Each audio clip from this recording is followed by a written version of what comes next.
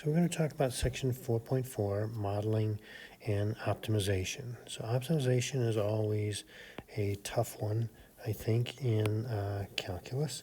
So let's kind of talk first generally about our strategy for approaching these problems.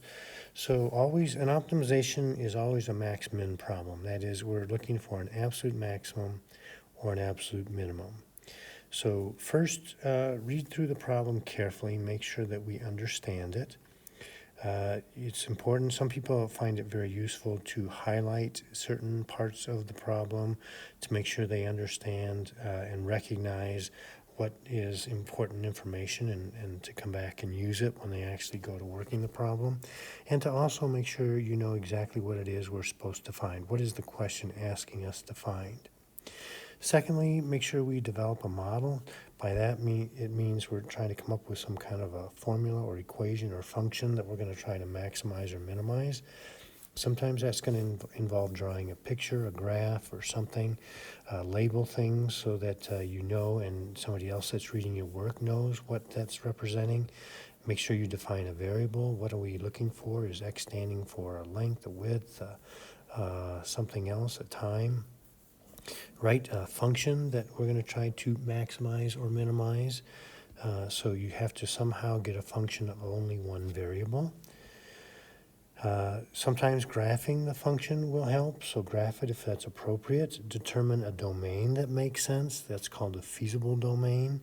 And so that can really go a long way sometimes to making the whole process of trying to find that absolute max or absolute min much more reasonable or simple.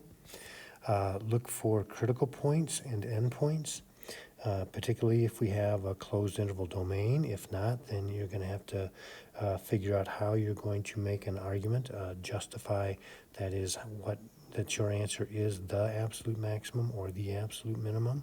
Remember that critical points are where the derivative is 0 or undefined. So we want a list of those, and are they going to be in our feasible domain? Then you solve that mathematical model. That's where the calculus comes in. So you're always looking for an absolute max or an absolute min. You must, even if it doesn't say so, you must justify your answer. So if you're doing a candidate test like we would on a closed interval domain, then showing that you plugged in the critical points and the endpoints into the original function, and that's how you got your maximum or minimum value. That is your justification. If you don't have a closed interval domain, then it gets a little trickier, so you must make a convincing argument why the value you chose is really, in fact, the largest or smallest. Make sure you interpret your solution so you're still answering the question in the context of the problem. Let's start with a simple example and work up to some more challenging ones. So suppose we want to find two numbers whose sum is 20 and whose product is as large as possible. So we can see here that we have two numbers we're looking for. Their sum is 20, and what we're trying to maximize is the product. So if we say one number is x, then the other number, since their sum is 20, they have to add to be 20, then the other number is going to be 20 minus x. So what we're trying to find is their product, and so I can say P maybe for product is going to be x times 20 minus x. And so that, if we distribute, is going to be 20x minus x squared. So here, it might help to, say, graph this thing. So if we can see, using our kind of algebra 2 skills, maybe, or going back to where it was factored, we can see that there's going to be an x-intercept at 0 and another one at 20, and that this is really a parabola that opens down. And so we're going to get something that looks like this. Now remember, we're trying to maximize this. And so we can see that perhaps a reasonable domain, if we restrict our domain, we could say that it might be considered reasonable to limit our choices of x to go from 0 to 20, since Anything outside of that domain is going to give us a product that is negative, and that's not going to give us the maximum value. Using calculus, we could say then that the derivative of our product is going to be 20 minus 2x. And if we're looking for critical points, we can set that equal to 0 and solve. And so we'll get then that x is equal to 10. So if we then, to justify an answer or use our candidate test, we can find out what is p of 0. That's one of the endpoints of our domain. We can find out what is p of 10 and what is p of 20. So we can see, hopefully, that p of 0, if we plug in 0 into our product, we're going to get 0. If we plug in 10, we're going to get 100. And if we plug in 20, we're also going to get 0. So this, since we used our candidate test, will qualify then as a justification. And we can say then that the maximum product is going to be the 100. And the two numbers are going to be 10 was one of them, and the other one is the 20 minus 10, so the two numbers are going to be 10 and 10. Okay, well, let's try for an example here. So next one, we're looking at this problem written in white. So a rectangle, this is going to be a calculator active problem. A rectangle is to be inscribed under one arch of a sine curve. So inscribed means it's going to be bounded underneath that arch of the sine curve. And what is the largest area, this is what we're trying to maximize, is our area of the rectangle that's inscribed there. And then later we're going to try to find its dimensions. So let's imagine what this looks like a little bit. We're going to have a sine curve, and a sine curve we know looks something like this. And we know that this is going to be pi, and this is 0, and I don't think this is going to help us much, but the largest that can be is 1. Our rectangle is going to be inscribed, so that means it's going to be between the curve and the x-axis. It's going to look something like that. Now, we're trying to maximize the area, and we know that area is length times width. We want to try to somehow get this in terms of a variable, one variable, and the key to doing this is going to be a point that is shared by the geometric shape we have, that rectangle, that is also on our curve, that y equals sine x curve. So we have a couple choices. I think this one on the left is particularly nice because we know that this distance here is going to be x, that same x coordinate of that point. And we know that because it's also on the curve, that its y coordinate is going to be given by sine x. Now, if we look at this rectangle that we have here, this green rectangle, it's going to be length times width. Now, we can see that if this is the length, let's come back to that in a moment. The width here is going to be this height right here, which is exactly the y coordinate of that point that is on the curve. So that's going to be sine x, where this is the x that we're talking about.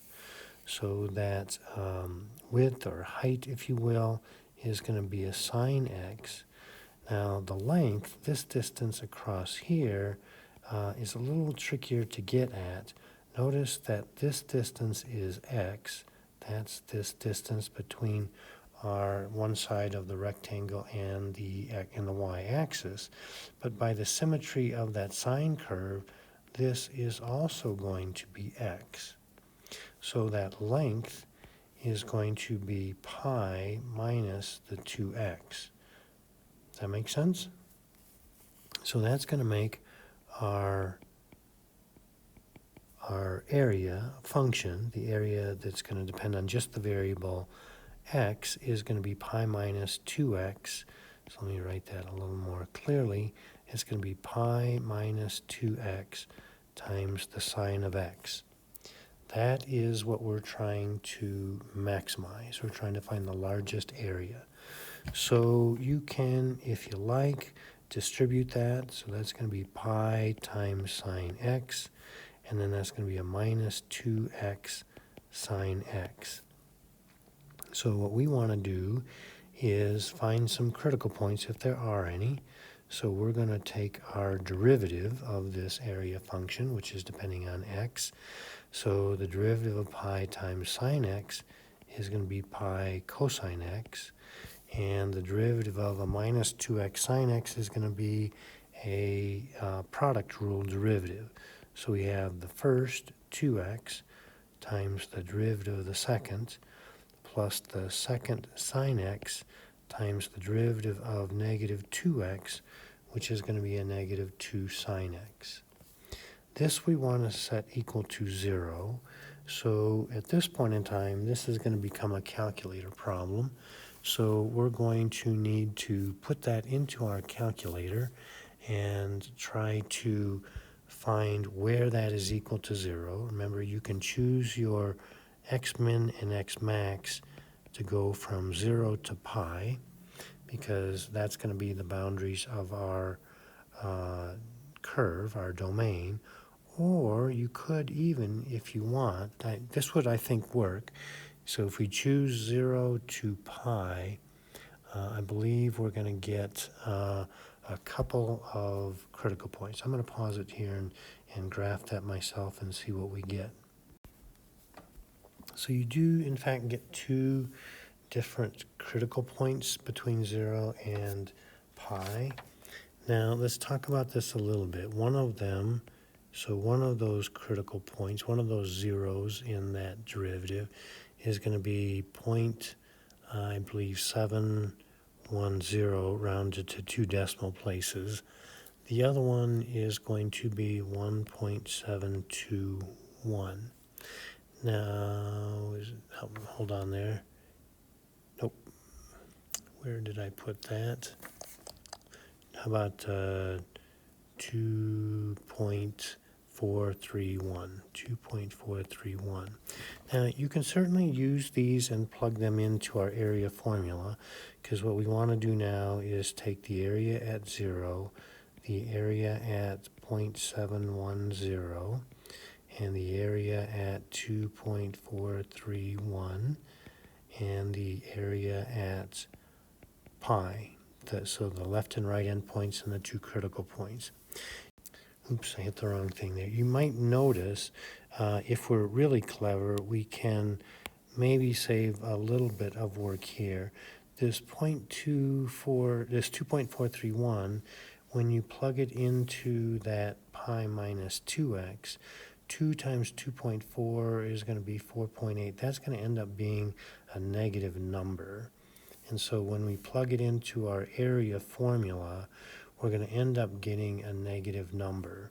So this area is going to actually be less than 0, which isn't very reasonable and certainly isn't going to be the largest we can find. We could have thought of that if we were really clever and kind of noticed this here. We could have actually restricted our domain even further and said that our domain is going to be 0 to pi over 2. And the reason for that is exactly this pi minus 2x. You know, if we imagine this x coming in this direction, as x gets bigger and bigger, we can't really let x get bigger than pi over 2, or what we get is that length is all of a sudden going to become negative. Anyway, that's something that you could look for and maybe simplify things, but even if you don't see it, it'll come out in the wash.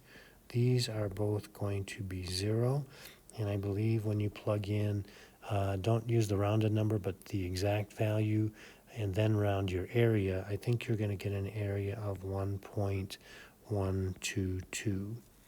So our dimensions, so the largest area is going to be this, so the maximum area is going to be this 1.122, and our dimensions, so we are looking for our length and width. So that width, or the height, if you will, is going to be our x value, which I think is our 0.710, and then the pi minus 2x, when you plug that in using that x value, I believe you're going to get 1.721, 1.721, so our dimensions are going to be the 7.710 by 1.721, and that is our maximum area. Okay, let's take a look at the box problem. This is kind of a classic in optimization problems, so you should certainly be familiar with this. An open top box is going to be made by cutting squares from a 20 by 25 sheet of tin and bending the sides up.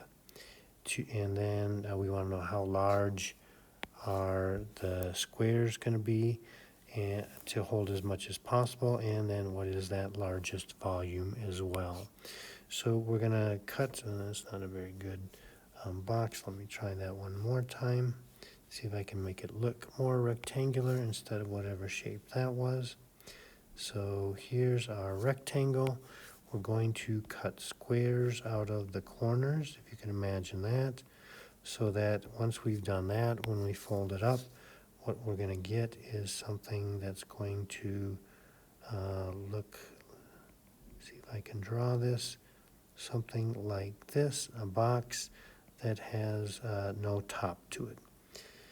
So when we do that, we can see that this dimension right here, so our volume, the thing we're trying to maximize, is going to be length times width times height. The x is going to be the dimensions on those little squares that we cut out. Once we cut those squares out and fold it up, can you see that this dimension here, and maybe I should say originally we were starting with, I'm going to put the 25 here and the 20 there, so those were the original length and width of that piece of tin. But after we cut along that dotted squares out and then fold up, our length right there is going to actually be 25 minus 2x, and our width, which is going to be this way, is going to be, so this dimension right here is going to be 20 minus 2x, and this dimension right here is going to be, when that gets folded up, is going to be just that x. That'll be the height of our box. So our volume is going to be x times 25 minus 2x times 20 minus 2x. So I think that's probably going to be easier to do our calculus with. This is what we're going to try to maximize. So this is what we're going to eventually take our derivative of. I think it's going to be easier if we first multiply this stuff all out. So if we go 25 times 20, that's going to, whoops, that's going to be 2 times 25 is 50. Another 0 will make that 100.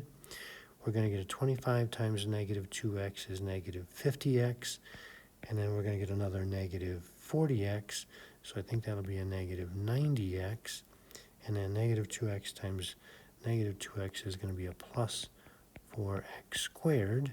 So when we finally distribute that, we'll get 500x minus 90x squared plus 4x cubed. So there is our model, or our volume function, depending on x here. And we are going to try to maximize that. So we're going to take our derivative, and that's going to be 500 minus 180x plus 12x squared. So this is going to be a calculator active problem here, because we're not going to be able to do this very nicely. So we can either use quadratic formula, or you can graph that and find the zeros. We should maybe try to restrict our domain first, because we can save ourselves chasing around after critical points that aren't really going to be meaningful in this problem.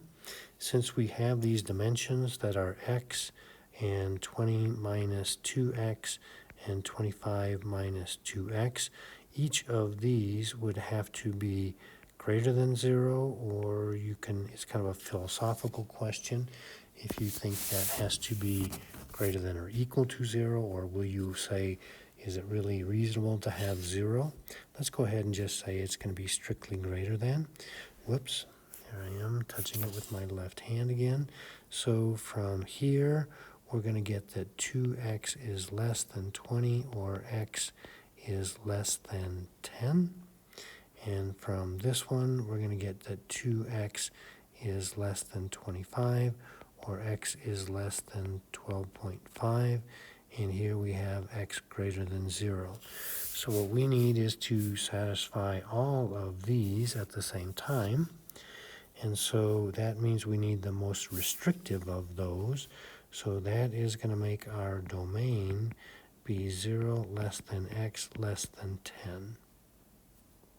So as we now take our derivative, and we can graph that on our calculator and look for the 0, and we can choose our x min and x max to be 0 and 10. And I believe when you do that, I'm going to pause it and do it myself here.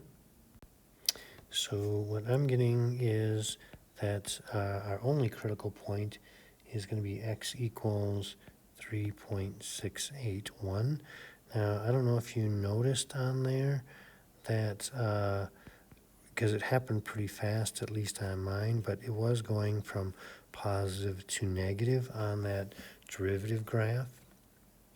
So now we have to make the case for why this is going to be the absolute maximum. And so we can see that, if we can imagine this was increasing, so on our domain, which is going to go from 0 to, we said 10, then we can see that the function was increasing to the left and then decreasing to the right on the domain, which is going to make that have to be the maximum. So we can make that argument that our argument is going to be that the volume has a relative maximum at x equals 3.681 because v prime changes from positive to negative there. Since 3.681 is the only CP on the domain, that is going to make the absolute max will be at x equals 3.681. Okay, you could also perhaps say that, because the derivative is positive to the left and negative to the right over the entire domain, that means that the volume is increasing everywhere to the left and decreasing everywhere to the right, which would also then make that be an absolute maximum. So let's see if we can answer the other questions that we need to. So we have made our argument that our maximum volume is going to occur at x equals 3.681. So we need to say how large should the square be. So we have that. The squares should be then 3.681 by 3.681. And what is the largest volume? So we need to find the volume. So evaluate this, or we could evaluate this at that 3.681. And if you use the exact value or your calculator's best approximation and then round, I believe we get 820.528. Okay, let's go to the next panel. So here's another challenging one for us here. So here we're looking from economics, and we know that profit, which we'll call P of x, is equal to the revenue R of x minus the cost C of x. So we have P of x is R of x minus C of x. So in our example, suppose that the revenue is 9x, and the cost C of x is x cubed minus 6x squared plus 15x. And we want to find the production level, so x is how many we're producing, that will maximize our profit P. So we say P of x is going to be R minus C, and that's going to simplify to be this. So we are going to, it looks like a reasonable domain here would be perhaps from 0 to, and I don't know how we would be able to restrict that in any meaningful way.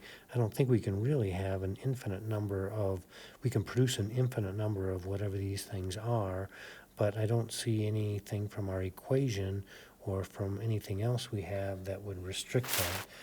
So let's just see where this leads us.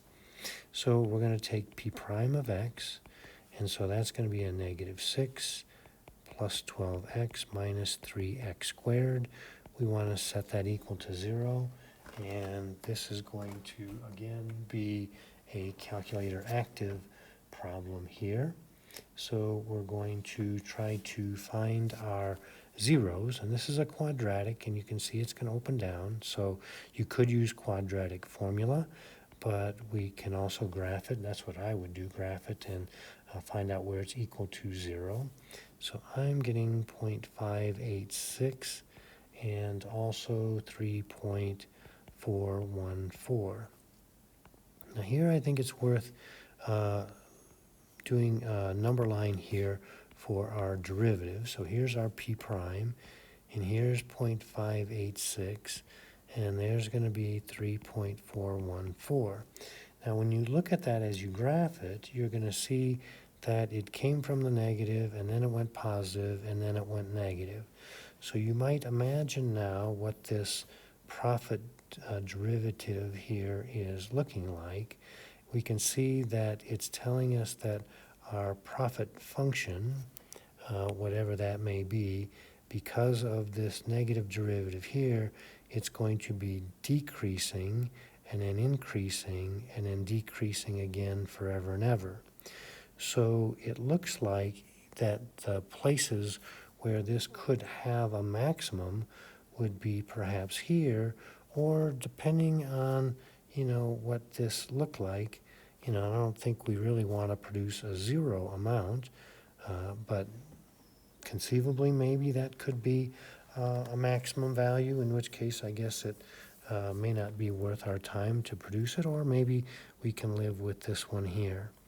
So what we should do then is say that the maximum profit, we need to probably either evaluate 0, or perhaps, since it's an open interval, look at, I don't know if we can do this, maybe look at the, I think we can do this, limit as x approaches 0 of our profit function, and then also compare that to P of 3.414.